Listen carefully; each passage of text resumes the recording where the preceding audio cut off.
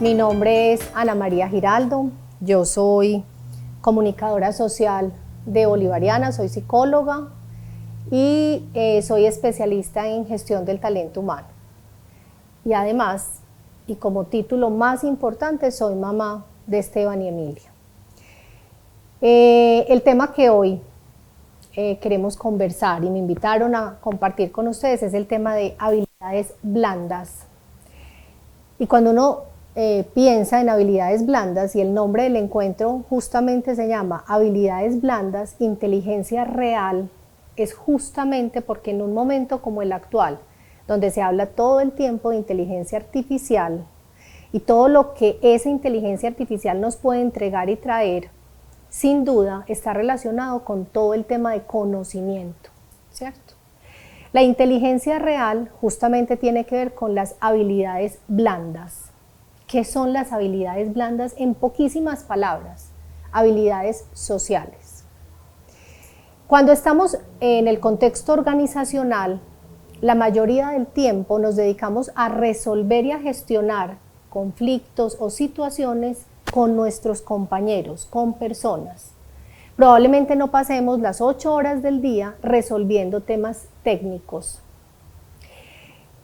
Dentro de la era del conocimiento, las habilidades duras, que son todo lo contrario a las habilidades blandas, van ligadas al conocimiento. Antes, entonces, se estudiaban carreras que eran denominadas como carreras duras en términos de exigencia de conocimiento. Entonces había abogado, médico, ingenieros en la familia, y pareciera que entonces en ese momento eran las profesiones más respetadas, más valoradas, ¿cierto? Hoy por hoy, las organizaciones no hacen la misma valoración de las habilidades duras como de las habilidades blandas.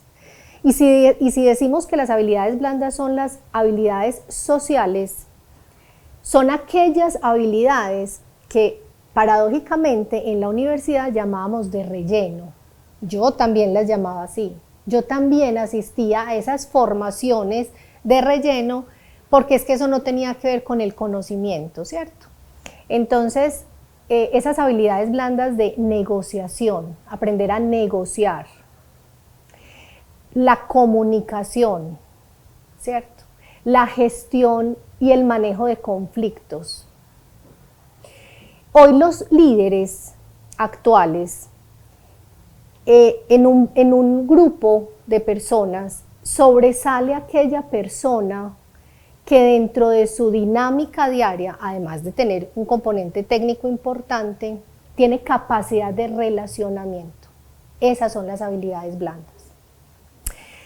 Hoy ya migramos de la era del conocimiento y entramos entonces, como les decía ahorita, en la era de la innovación. Y prueba de eso todo el tema de inteligencia artificial, ¿cierto? Dentro de ese tema de la innovación, las exigencias y las respuestas que se exigen ya no corresponden a asuntos técnicos. Hoy no necesariamente, las habilidades blandas no están reemplazando las habilidades duras, sino que las habilidades blandas empiezan a tener un papel protagónico, ¿cierto? Al momento de hacer selección de personal, estas habilidades blandas pueden pesar incluso más que lo técnico, porque es que lo técnico se aprende. Las habilidades blandas se desarrollan e implica un proceso de conciencia diferente. Es más fácil hoy por hoy desarrollar en un profesional habilidades duras o técnicas que habilidades blandas o habilidades sociales. Digamos que en estos grupos de trabajo, estas personas que tienen capacidad de relacionamiento en la era de la innovación generan soluciones innovadoras, diferentes. Hoy por hoy se conjugan en las organizaciones la experiencia de otras generaciones, porque además hoy hay un tema muy heterogéneo en las organizaciones. Están los que llevan muchos años, que tienen mucha experiencia, y llega una generación nueva, absolutamente valiosa, si los líderes saben armonizar esas diferencias. Porque en las habilidades, digamos que la experiencia puede acompañar a resolver problemas propios de lo técnico, pero la experiencia puede quedarse corta en soluciones innovadoras. Y ahí es cuando llega esta nueva generación a, digamos, interactuar y a poner sobre el escenario de juego las habilidades blandas, la innovación y la creatividad. Hoy los líderes sin duda tienen un reto inmenso y es cómo armonizar esas dos, digamos, perspectivas, porque incluso los líderes pueden pertenecer o a una o a otra. Hoy las personas no le renuncian al trabajo, hoy las personas le renuncian al líder.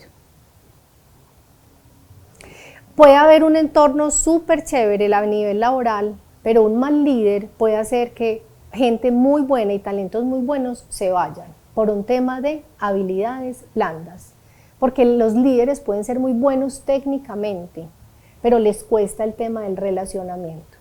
Muchos de ustedes van a ser futuros líderes, muchísimos. Estoy segura que van a tener personas a cargo.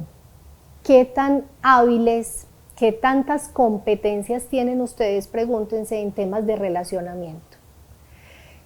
Cuando se hacen equipos de trabajo para hacer cosas y asuntos de la universidad, revísense cada uno si es una manera de chequear qué habilidades blandas tengo, si soy de las personas que todo el mundo quiere hacerse conmigo o dicen, no, venga, yo lo meto en el grupo, pero nosotros lo hacemos. Yo soy disociador o la gente confía en mí en el equipo y me participa. Soy de los que me quedo de último para ser elegido o todo el mundo quiere hacerse conmigo. Las habilidades blandas y las duras tienen una característica, una diferencia gigante, y es que las habilidades duras son valoradas por nosotros mismos. Nosotros sabemos qué tanto estudiamos, qué tanto sabemos, qué títulos tenemos, pero las habilidades blandas son valoradas y observadas por los otros. Esa es una diferencia súper grande.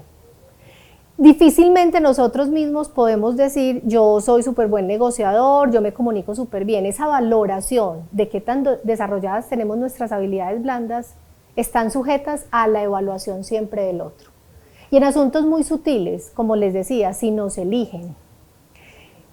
Habilidades blandas, muchachos, no es solamente en temas laborales. ¿Cómo son sus relaciones de pareja? ¿Qué tan desarrolladas tienen ustedes las habilidades sociales cuando están en pareja? Con su familia. Porque cuando uno desarrolla habilidades blandas, no es solamente en una dimensión de la vida. Pregúntense. Porque eso les va a ir dando pistas de qué tan preparados están hoy ustedes para hacer parte de las exigencias que tiene hoy el mercado laboral. Si sus relaciones de pareja son conflictivas, si sus relaciones con sus pares son conflictivas, les cuesta negociar, el tema de la comunicación es difícil, ahí ese otro que está evaluando sus habilidades blandas le está dando información muy valiosa.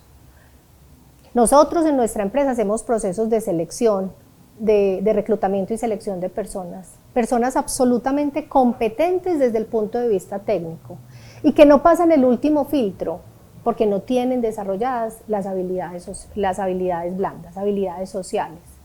Y sabemos que en esa organización, en ese contexto organizacional, esta persona se puede quemar. Y preferimos, digamos, continuar el proceso con personas que técnicamente no se ajustan 100% al perfil, pero que sabemos que todas esas otras competencias y esas otras habilidades sí les va a permitir fluir en la organización y aprender lo que tengan que aprender. Yo creo que, grosso modo, este es como un acercamiento al tema de lo que son las habilidades blandas. Hay personas que, como todo, nacieron con unas habilidades y unos talentos especiales. Hay gente y personas que desde muy chiquitos tienen unas habilidades de empatía supremamente potentes. Hay niños que desde que uno los ve son no, yo, y hay otros niños con una solidaridad y una empatía que de manera natural son habilidades y son talentos que se les dieron, ¿listo? Pero la buena noticia es que sí se pueden desarrollar las habilidades blandas. 3 cosas. Conciencia. Primero, ser consciente de que no las tengo. Y saber es diferente a conciencia. Yo puedo saber que no tengo, que me cuesta negociar. Pero cuando yo tomo conciencia que yo soy un mal negociador en términos de negociar puntos de vista y tomo conciencia y me hago cargo, ese es el primer punto. Porque mientras nos resistamos a eso, pues va a parecer que es que los otros son problemáticos, es que a nadie le gusta como yo hago las cosas, es que este es o sea, siempre vamos a entregar la responsabilidad a los otros. Cuando yo tomo conciencia, porque reviso y les digo, ese ejercicio personal es muy importante, mis relaciones personales, mis relaciones familiares, mis relaciones con mi pareja, y yo tomo conciencia de que carezco de ciertas habilidades, ese es el primer punto, conciencia. Segundo punto, para desarrollar habilidades blandas, entrenamiento, muchachos. Esto es como ir al gimnasio a desarrollar músculos, yo no sé cómo se dice, a entrenarse, a lograr un objetivo, digamos, desde el punto de vista físico, ¿cierto? Es exactamente lo mismo, entrenamiento. Y lo tercero es práctica. Hay que ponerlo en práctica. Pero miren que si no arrancamos por la conciencia de saber verdaderamente y ser honestos con nosotros mismos, con lo doloroso que pueda ser, y dejarle de entregar la responsabilidad a los otros, es que el otro no me entiende, es que yo no sé el otro cómo es que habla, sino que es que yo asumo que puedo tener yo dificultad en transmitir mis ideas, o que mi lenguaje no verbal está generando al otro resistencia, porque aunque yo diga las cosas en un tono suavecito, puede que mi corporalidad sea una corporalidad agresiva, ¿cierto? Cuando yo tomo conciencia de por qué no estoy siendo leído por los otros de manera, digamos, correcta o como yo quisiera, ahí es el primerísimo paso. No se puede entrenar ni poner en práctica aquello de lo que no hemos tomado conciencia. Entrenamiento hay muchísimas formas. Una, leer, aprender, investigar. Cuando uno le hablan de si yo sé y yo ya reconozco y tomé conciencia que tengo una dificultad en comunicación, me pongo a estudiar cómo comunicarme asertivamente, qué es la asertividad, cuáles son las barreras que me impiden llegarle a otros, estudiar. Exactamente lo mismo que hacemos cuando necesitamos adquirir un conocimiento, solo que este es un conocimiento de una habilidad que tiene que ver con habilidades personales, ¿cierto? Tener a alguien de mucha confianza, donde seamos capaces de decirle, mira, yo me estoy entrenando en esto, es como cuando vos vas al gimnasio y el entrenador te sigue y te pone en la rutina. Yo quiero que me observes y me digas, estoy en este trabajo, que cómo desde afuera me ves. Recuerden que las habilidades blandas son valoradas y observadas por el que está afuera. Alguien de muchísima confianza, alguien que verdaderamente usted lo ponga de coach, de entrenador, que estamos adquiriendo una habilidad. Una vez ese coach lo realimenta a usted, le dice, mira, yo vi esto y digamos, hace parte de un ejercicio consciente y real, viene el ponerlo en práctica de manera permanente, ¿cierto? Y consolidarlo como un aprendizaje adquirido. Es más fácil a veces desarrollar habilidades duras, sí, por supuesto. Yo creo que a veces es más fácil, yo personalmente creo que a veces es más fácil, exige menos, sin decir que no exige, uno aprender Excel o aprender a hacer, formarse pues en conocimientos técnicos en una carrera, ¿cierto? Exige, pero digamos que hay un poco más de control, porque uno sabe y sabe a quién preguntarle y sabe qué hacer. Las habilidades blandas, como su nombre lo dice, digamos que son blandas en tanto tienen que ver con nosotros, pero exigen todavía mucho más de nuestra parte para poderlas desarrollar y adquirir. No están los libros, no está, uno no lo googlea, ¿cómo? No, es que ese te toca trabajarlo a vos, para identificar que tengan esas habilidades. Metodologías hay varias, desde lo técnico, ¿cierto? A nosotros nos gusta mucho, nosotras estamos formadas, o las personas que hacen este proceso, en Coaching Play, que es un ejercicio, es una metodología que digamos que en un encuentro grupal sale de la pregunta directa y deja a las personas fluir, estar, compartir, conversar entre ellas, es decir, son espacios intencionados porque hay un observador, ¿cierto? Pero le permite a las personas salirse, dejarse de sentir evaluadas. Entonces tenemos diferentes metodologías que hace que la persona no se sienta evaluada, porque ¿cómo somos nosotros realmente cuando no sabemos que nos están mirando? Entonces a la gente se le olvida que está siendo evaluada y fluye. Antes de esta charla comentaba con Liliana que incluso hay ejercicios donde a veces uno cita a los candidatos y antes de que el candidato entre a la entrevista ya los estamos evaluando. Cómo están sentados, en qué orden se sientan, quién interactúa con quién inicia la conversación, qué pasa cuando le ofrecen tinto, qué hace con el pocillo de tinto, porque es que eso nos da un montón de información. Si le dice gracias a la que le sirvió el tinto, si está ahí sentado y se pone a conversar con el otro, porque entonces si estamos buscando un rol que tenga que ver con liderazgo, que tenga que ver con temas de interactuar con personas y uno en una entrevista ve a 4 candidatos y están así y nadie habla, uno dice, no estoy diciendo que sea determinante, por eso es un proceso, ¿cierto? Pero hay un montón de cosas que nos empiezan a entregar información del otro de manera natural.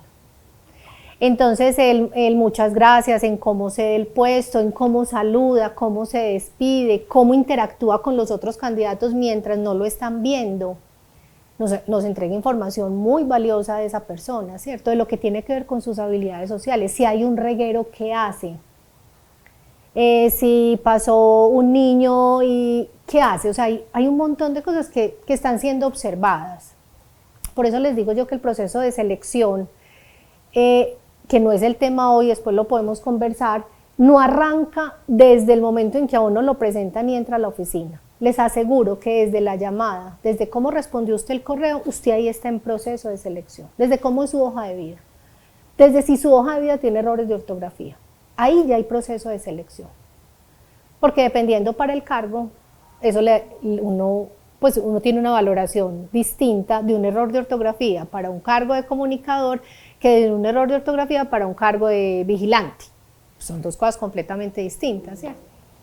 Yo quiero desmitificar y desligar un poco para que a los psicólogos no nos quede la carga, primero de que somos inteligentes emocionalmente el 100% de las veces, no, somos tan humanos como cualquiera.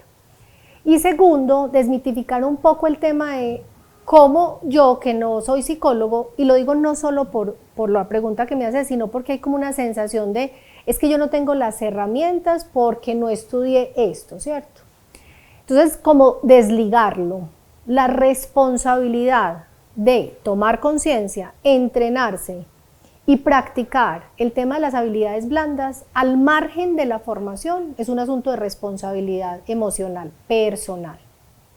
En la medida en que uno va creciendo, cuando uno va abandonando, digamos, la edad de la niñez, de la adolescencia, de la juventud, va entendiendo que la responsabilidad de lo que le está pasando hoy y de lo que quiere para el futuro ya no tiene excusa en su pasado. Es que me tocaron los papás así, es que yo no tenía esto así, es que yo no nací aquí, es que yo no tuve esto, es que mi papá fue súper bravo, es que mi mamá tomaba todos los días, es que yo me crié con ya eso no. O sea, ya el tema de excusar el asunto que nos corresponde, tener responsabilidad emocional, en la medida en que nos vamos volviendo adultos, cada vez vamos comprendiendo más que es nuestra responsabilidad única y exclusiva. Y si ustedes se dan cuenta y se identifican con que todavía parte de lo que son o de su forma de ser está justificada por esa historia, pues muchachos, es hora de abandonarla porque esto ya no tiene que ver con la decisión y con lo que usted es hoy y con lo que va a ser mañana. Inteligencia emocional, a eso le cabe un tren de helado. Porque es que en inteligencia emocional, yo, Ana María Giraldo, le tengo mucha resistencia al tema de decir hay que gestionar las emociones, y me refiero a la palabra gestión, porque el tema de gestión yo lo asocio con un asunto muy de recurso, muy material, y si algo no tiene la emoción es material, ¿cierto? Es decir, la emoción una vez surge, ya surgió, o sea, no hay como gestionarla previamente para que no surja. O O sea que cuando uno dice gestionar la emoción es como si hubiera posibilidad de gestionarla cuando uno ya está furioso. Ahí ya no hay posibilidad. O cuando, pues, y si ya uno está furioso y no hay posibilidad, pues ahí lo que le toca es ver qué va a hacer y cómo va a tramitar o a navegar esa emoción. ¿Listo? Entonces, respetando obviamente la palabra gestionar las emociones, que es muy propia y la usamos mucho, a mí me gusta más o prefiero, por mi experiencia, con pacientes incluso cuando los hago atención clínica, es como navegar esa emoción, porque hay muchas formas de navegar la emoción, hundiéndose en ella, nadando sobre ella, ignorándola, ¿cierto? Cómo navegarla, porque la forma como la naveguemos es lo que nos va a permitir reconocer esas habilidades blandas que tenemos, ¿cierto? O sea, van muy de la mano. Cuando vemos que nos cuesta comprender el punto de vista del otro, que nos genera conflicto cuando el otro no comparte nuestras ideas, pero que nos genere conflicto hasta ahí bien, pero cuando además yo navego la emoción saliendo furiosa y tirando el lapicero, esa manera de navegarla es lo que da cuenta de las habilidades sociales que tengo. Entonces, miren que, mejor dicho, en resumen, cómo navegamos las emociones también nos da luces de qué tan desarrolladas tenemos nuestras habilidades, porque la habilidad al final se vuelve como en la materialización, en el acto mismo, ¿cierto? O sea, eso se vuelve como, la habilidad se manifiesta cuando es necesaria ponerla en una acción, y esa acción es lo que nos dice cómo estamos navegando esas emociones y qué tantas herramientas tenemos para navegarlas. Miren que son 3 características: comunicación efectiva, entonces yo puedo poner chulo, yo hablo y me están entendiendo lo que yo digo, soy clara, uso las palabras adecuadas, el mensaje quedó claro. La pregunta es si además de ser efectivo soy asertivo y afectivo. Y lo afectivo no tiene que ver con el amor, el apache, no, el afectivo tiene que ver con el amor, no desde lo romántico, sino la calidez con la que se transmite o una instrucción, o un mensaje, o una orden, o que uno invita al equipo a participar de, ¿cierto? Uno dice, pero el amor sí tendrá que ver en el contexto organizacional, muchísimo, muchísimo, porque tiene que ver con el afecto, y el afecto tiene que ver con la calidez, y la calidez tiene que ver con la cercanía al momento de relacionarnos. Y cercanía no es que estemos pegados el uno del otro, cercanía es confianza. Entonces, frente al tema de la comunicación, garantizar que el mensaje es efectivo, que lo estoy transmitiendo de manera asertiva y afectiva. Para mí son esas 3 en cuanto a comunicación. Vuelvo y digo, esto daría para otra charla, ampliar cada una. El tema de la negociación. Hoy los equipos, mejor dicho, antes los problemas técnicos los resolvía el que más supiera, el que más experiencia tuviera, porque era un problema que se presentaba, se resolvía, volvía y se presentaba y se acudía al que más sabía. Hoy por hoy, los retos y las problemáticas organizacionales muchas veces se alejan de lo técnico, porque es que vamos a una velocidad impresionante. Entonces empieza a haber un tema y lo van a escuchar mucho en las organizaciones, y seguramente en este momento, de la conformación de equipos colaborativos, donde intervienen diferentes personas con diferentes miradas, diferentes formaciones, diferentes habilidades y diferentes talentos, porque los retos de hoy exigen más creatividad que experiencia. Exigen más creatividad que experiencia, no significa que no exijan experiencia. Entonces, en ese tema de la negociación, puede que nos cueste comprender y entender puntos de vista distintos. Y cuando logramos, si nos damos cuenta que nos cuesta negociar, nos estamos perdiendo de otras perspectivas y de enriquecer una solución que probablemente sea mucho más acertada que nuestra sola mirada. Entonces, el tema de negociar, tu punto de vista, mi punto de vista, y encontrar cuál es la mitad. ¿Cómo te digo? Entonces, mira que comunicación y negociación van súper pegaditos, ¿cierto? ¿Cómo te digo que esta idea es buena pero sin el pero y sin el sin embargo, y que quisiera además complementarla con esto. ¿Cómo podemos construir juntos? Entonces, si las pudiera resumir, son comunicación, negociación y habilidad de relacionamiento, es decir, qué tan capaz soy yo de relacionarme con todo tipo de personas.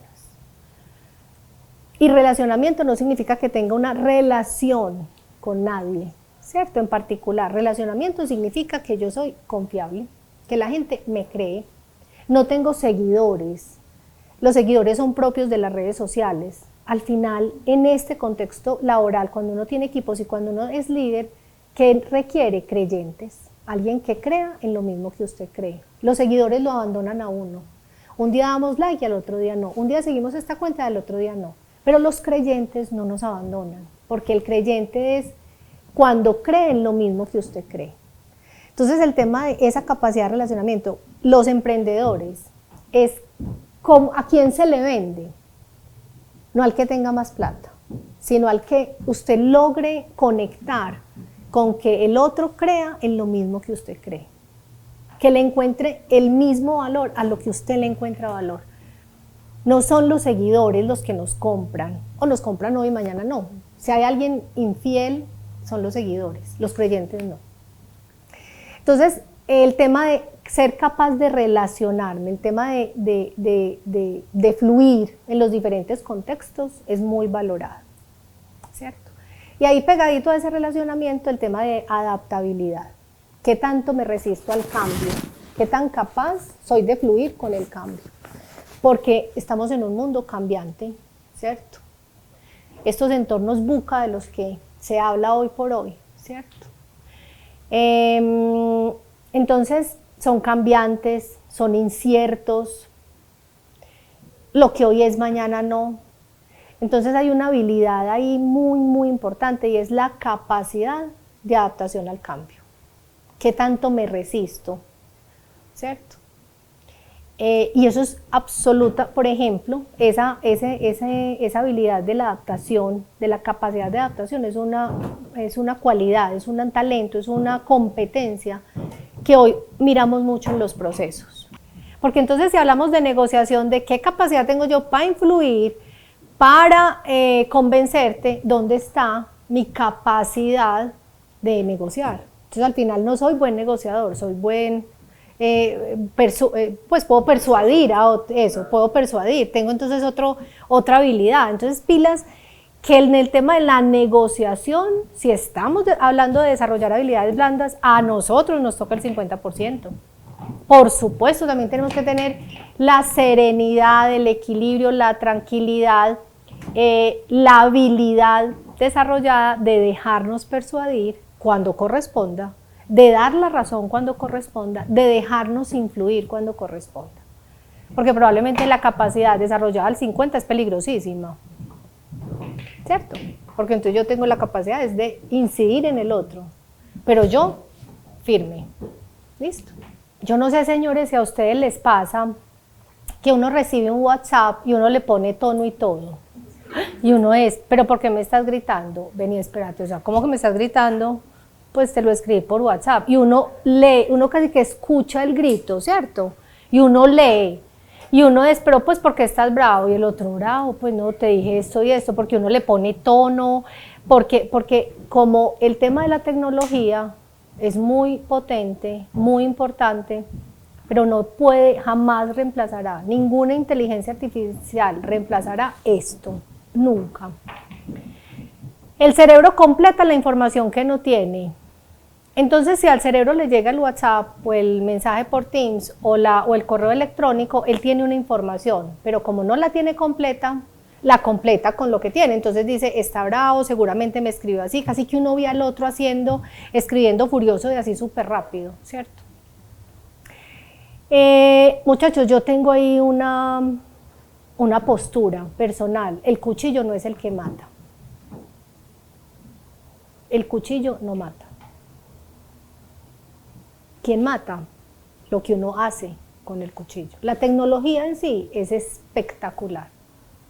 Es absolutamente necesaria. Bendita la tecnología. ella en sí misma no hace nada.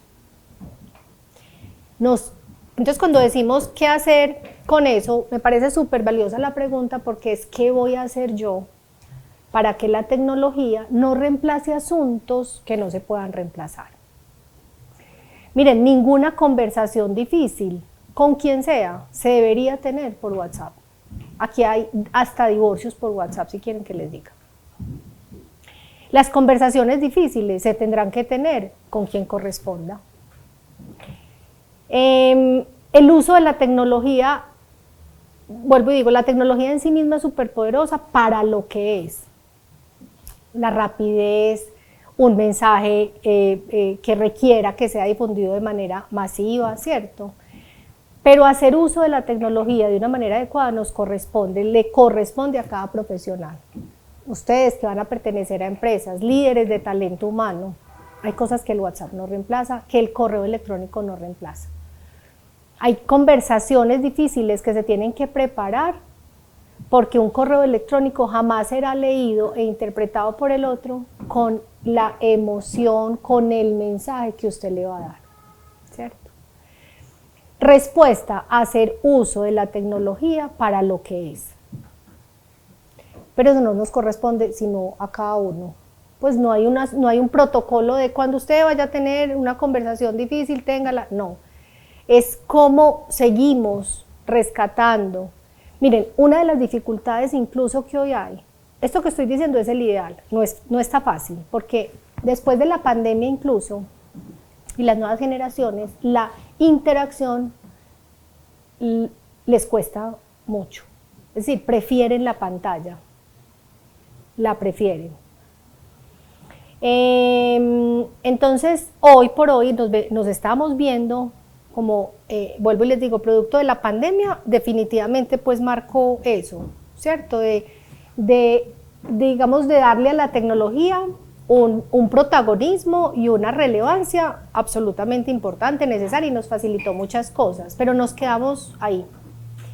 Y como a los jóvenes y a los que hoy están, digamos, empezando su vida profesional, digamos, les tocaron esos 2 últimos años, pues ya está, es decir, fue muy reciente, les está costando el tema de la interacción personal. Esa habilidad no está siendo desarrollada hoy.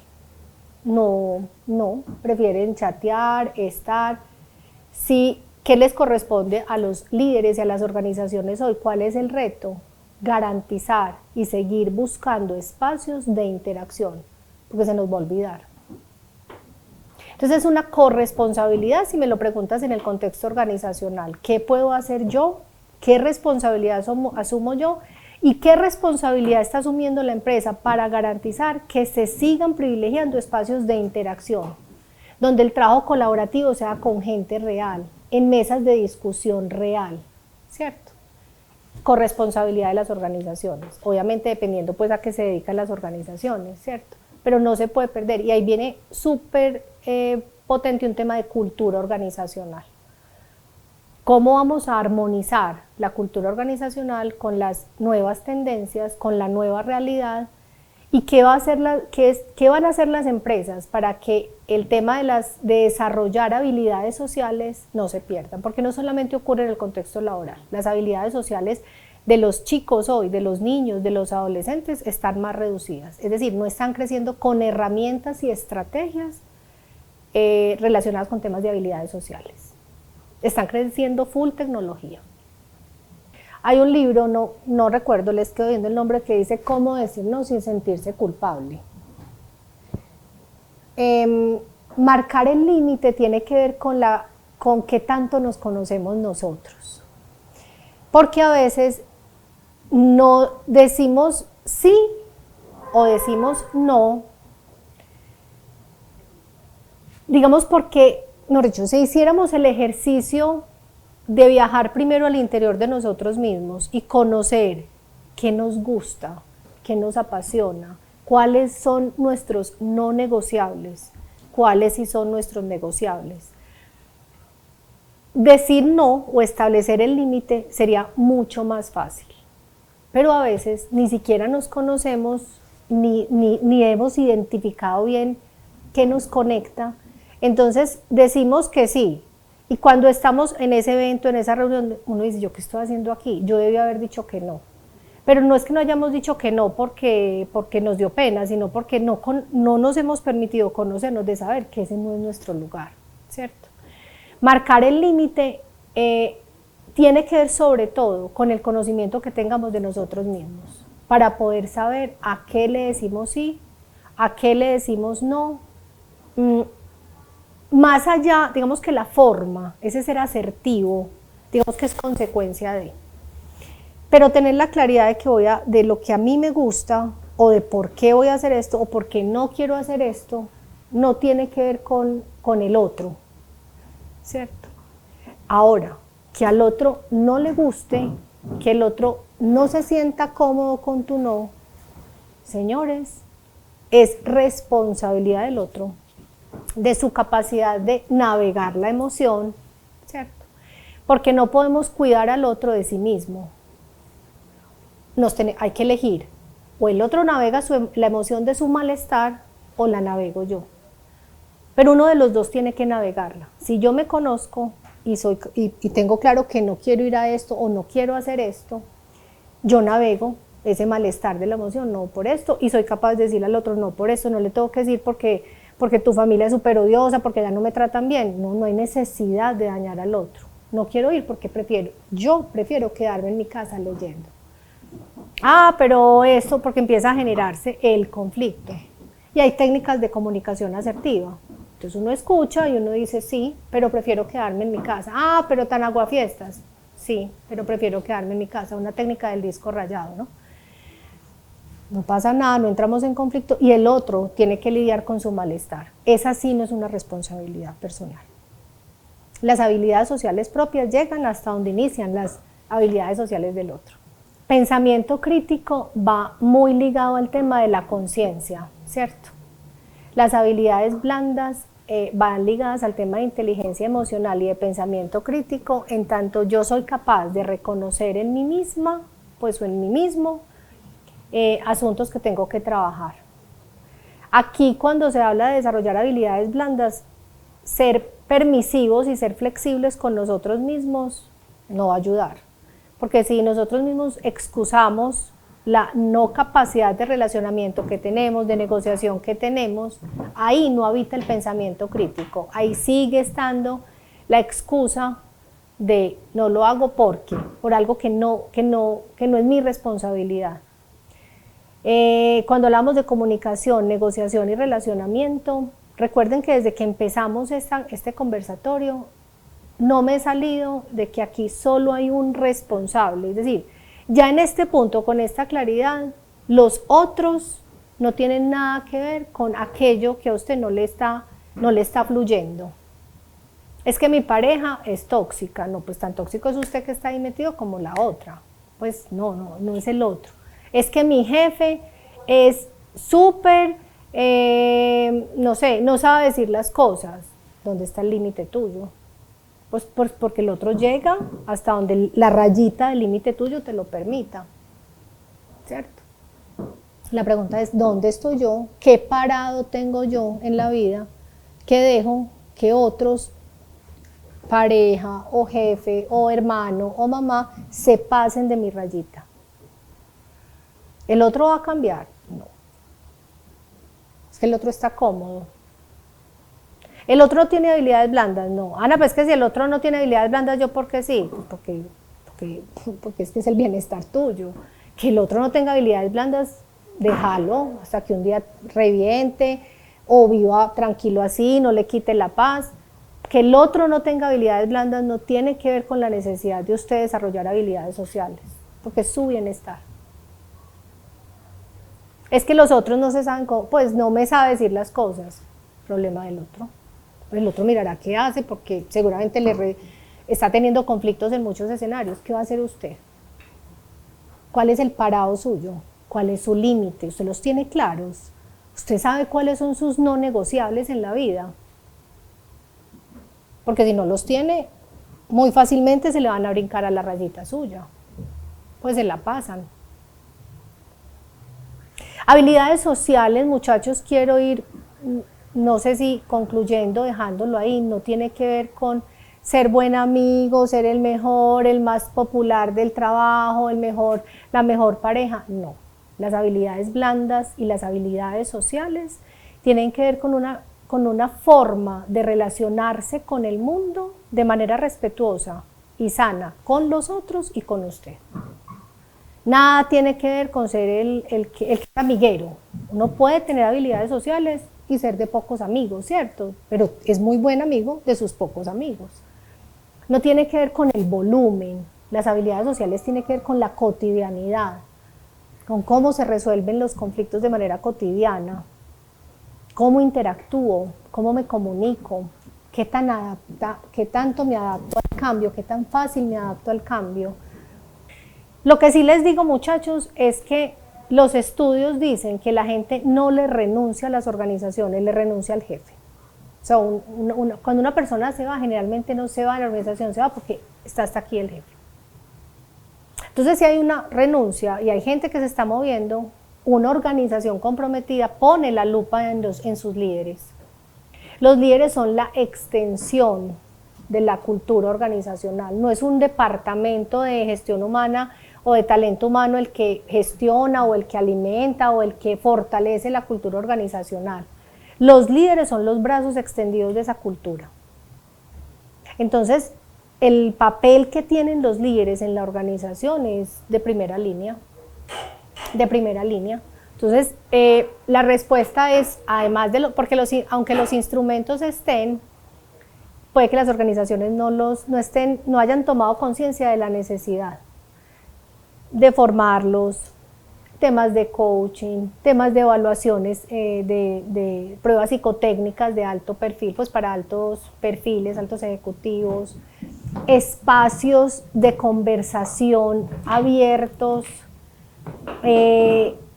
a veces hoy por hoy, todavía, no todas, pero la gran mayoría de las organizaciones se quedan cortas en esos espacios abiertos y honestos y sanos de relacionamiento con sus líderes, de ver qué está pasando y de que la organización tome acciones cuando definitivamente identifica que hay un líder negativo.